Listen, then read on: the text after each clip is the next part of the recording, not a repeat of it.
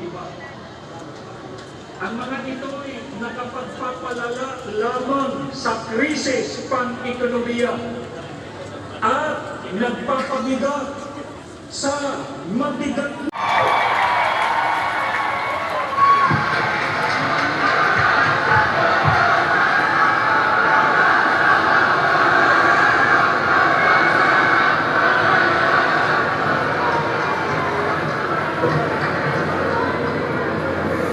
Muli po, magandang hapon sa inyong lahat.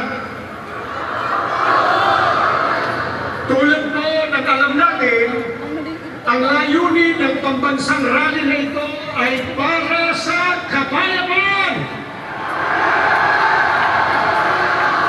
Kapayapaan ng ating bansa. Ngunit, ang tunay na kapayapaan ay makakamtan lamang kung ang batas ay irerespeto at paiiralin.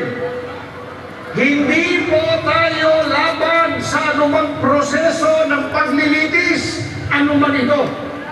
Kailanman at ito po naaayon, sumusunod sa batas.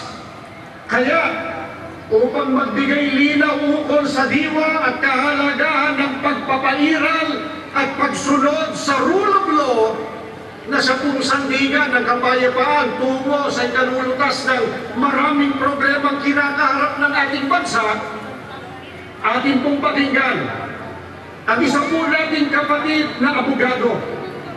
Narito po si kapatid na Rodante Marcoleta.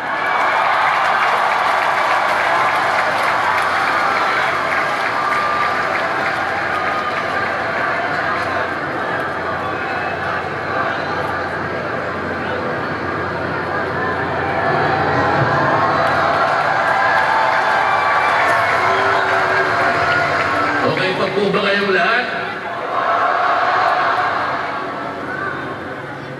Mga kapatid at mga kababayan,